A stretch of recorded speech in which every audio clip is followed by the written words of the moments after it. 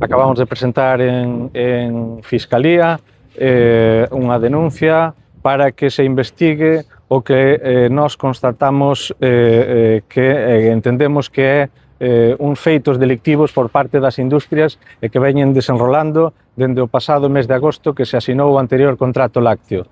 O que vimos constatando é que as industrias, nunha maniobra orquestada para baixar o precio do contrato a partir do próximo 1 de abril, están traendo leite masivamente dende Francia e Portugal, co obxectivo de abaratar aquí o precio neste novo contrato lácteo que temos ás portas a día de 1 de abril.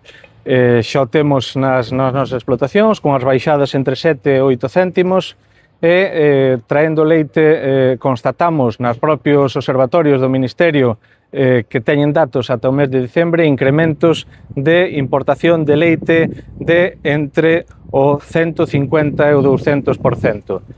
Ademais, as últimas 2 semanas, con piquetes en prácticamente todas as industrias de Galicia, constatamos esa entrada de leite de forma masiva en prácticamente todas as industrias.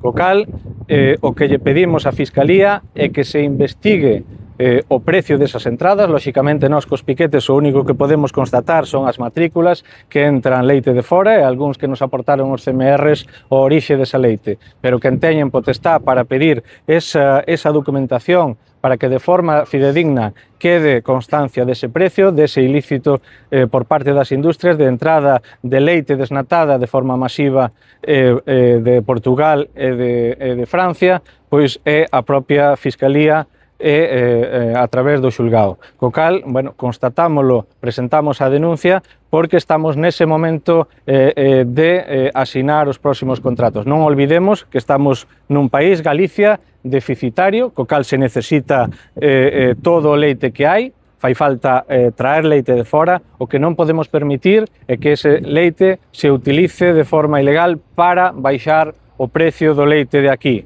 Cando se o mercado funcionara nunha situación normal, cando hai falta dun produto, ese produto ten que incrementar o precio. É o que tiña que estar pasando a día de hoxe aquí. Non só eso, senón que o que consiguen as industrias, e tamén o facemos constar, é que todos os contratos de todas as industrias que chegaron estes días ás nosas explotacións son contratos coa mesma baixada e coa mesma duración, 4 meses, co cal, é un argumento máis ao noso favor de que é unha estrategia orquestada por parte das industrias para baixar o precio do leite nas nosas explotacións. Ademais, non olvidemos o momento no que estamos de incremento brutal de costes de produción, donde fai máis totalmente injustificada esta baixada tan brutal. Esperemos que dende a Fiscalía se tomen medidas de forma inmediata para comprobar isto que nós temos constatado e se tomen as medidas oportunas. Tamén votamos en falta as administracións que teñen compromiso con nós, tanto dende a Xunta de Galicia como dende o Ministerio, para facer as comprobacións e frear esta baixada de forma inmediata, pero de momento aínda non nos consta que o que se comprometeron con nós o puxeran en marcha. Vamos a estar atentos porque nos vai moito en elo. Como fan ese leite? Usase como se fora leite galego?